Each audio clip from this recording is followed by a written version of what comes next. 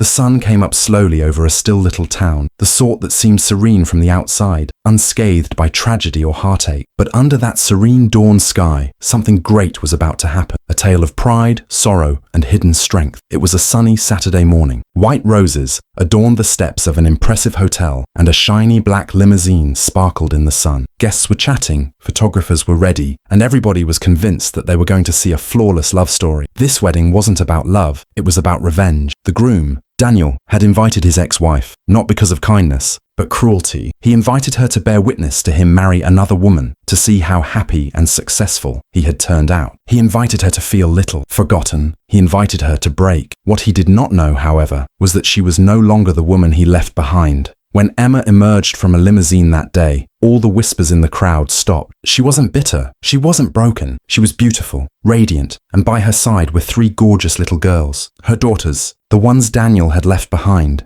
The moment stood still, the guests aghast, the bride perplexed, and Daniel speechless. The woman he attempted to embarrass had come back not in shame, but in victory. If you are a second-chance believer, a quiet strength admirer, and a fan of tales in which life turns the tide against cruelty, do not forget to like this video, share it, and subscribe to Real Kindness Stories. And don't forget to let us know in the comments what you would do if you were standing in Emma's shoes. We enjoy hearing your opinions. The tale starts with Emma, a female whose sweet nature and industriousness used to make her invisible in a status-obsessed world. She fell in love with Daniel when they were young, in defiance of all advice. She sacrificed everything, her time, her energy, her savings, and her dreams. Daniel was born into privilege, but he wanted more. And though he pursued success, Emma bore the weight of their life together, working double shifts as a waitress, scrubbing houses at night, going without her own meals, so that he could pursue his dreams. She believed him wholly, but when success finally came to him, he forgot who assisted him in getting there. Money replaced love, pride replaced gratitude. And one day, with no warning, Daniel filed for divorce, leaving Emma with nothing but an old car and a tiny apartment she could barely afford.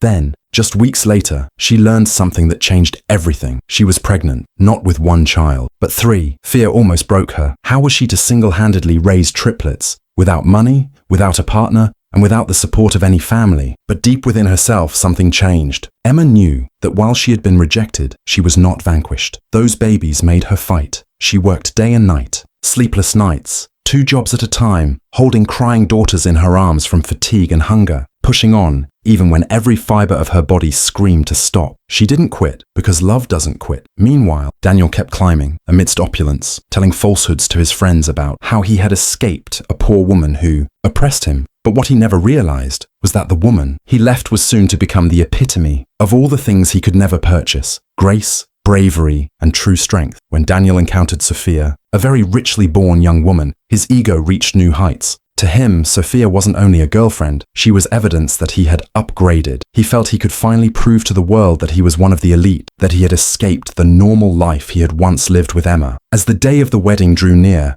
pride fed every action. In a final display of pride, Daniel made the decision to send Emma an invitation, not in grace, but in spite. He pictured her arriving in tacky attire, possibly cadging bus fare, standing somewhere in the back as he wed his new, perfect bride. To him, it would be her ultimate humiliation. But life has a tendency to turn tails around. As Daniel wallowed in vanity, Emma was constructively working towards a life based on strength and beauty, away from his superficial existence. She brought up her 3 daughters in love, discipline, and God's teachings, imparting to them kindness, confidence, and self-respect. In spite of the challenges, Emma never lost hope. She persevered, initially working in a small design firm where her imagination took center stage. Then, following decades of sacrifice and late nights spent fueled by coffee, she opened her own boutique. What began as a little shop soon grew to become one of the town's most noted fashion boutiques. She didn't show off her success. She didn't have to. Her joy existed in the smile of her 3 lovely daughters, her masterpiece. When Daniel's invitation came, Emma had thrown it in the trash. But then she thought about all the years of hurting, the sleepless nights, and the murmurs of pity from people. This was not about revenge. This was about dignity. She wanted her girls to witness that no one, not even their father, had the authority to determine their value. So, with a determination not to be noticed, Emma agreed to attend. The wedding day broke golden and bright. Guests came in sleek limousines, dressed in dazzling gowns and bespoke suits. Daniel towered over the rest of them in his sharp white tuxedo, basking in compliments from his well-heeled friend. Next to him, Sophia shone in her haute couture gown, smiling serenely for the paparazzi. It was all photo perfect, until another limousine arrived. Shh, spread like a ripple across the group. Who on earth could that be? Someone whispered. The chauffeur got out and opened the door, and then nothing. 3 small girls emerged,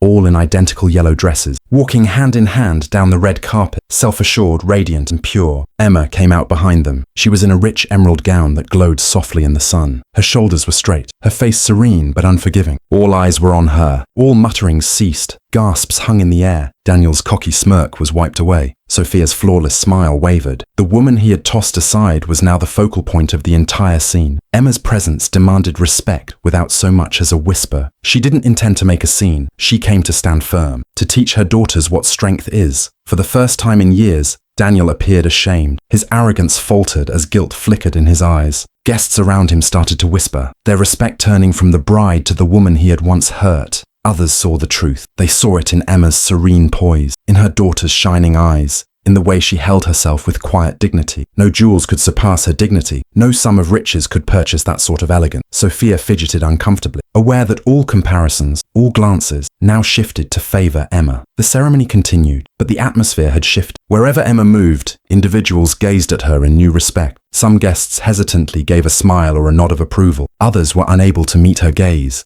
embarrassed to have ever credited Daniel's deception. Her daughters laughed, their happiness warming the hallway with warmth. And Emma, calm and unyielding, just smiled. She didn't have to spoil Daniel's day. Her presence had rewritten the whole story. At the end of the night, no one recalled the flowers, the cake, or even the vows. They recalled her, the woman who emerged from that limousine, 3 lovely little girls hand in hand with her, head held high, radiant with dignity. There was the photograph of Daniel's shocked expression, the murmurs of the crowd, and the unmistakable presence of a woman who had weathered every tempest. Word spread in the days that followed, and the town was abuzz with the news. Daniel's haughtiness was the subject of gossip, and his charm began to wear off. Meanwhile, Emma's boutique boomed like never before. Not only did people come for her designs, they came because they were inspired by her story. Emma became the embodiment of grace, strength, and silent triumph. She didn't look for revenge. She just lived well. And sometimes that's the strongest revenge of all. The woman once left and ridiculed became respected and revered, not because she was wealthy, but because she valued love over vengeance, dignity over revenge, and peace over pride. Her daughters grew up knowing not their father's cruelty, but their mother's courage. And as Emma finally found peace, she understood the greatest truth of all. Pain may shape you, but it doesn't have to define you. Love, not wealth, is the real measure of success. If this story touched your heart, please take a moment to like this video, share it with others, and subscribe to Real Kindness Stories. Your support enables us to share strong messages of compassion, resilience, and dignity. And before you leave, we'd love to hear what you think. What would you have done if you were Emma? Because sometimes your story can inspire someone else to get back up again.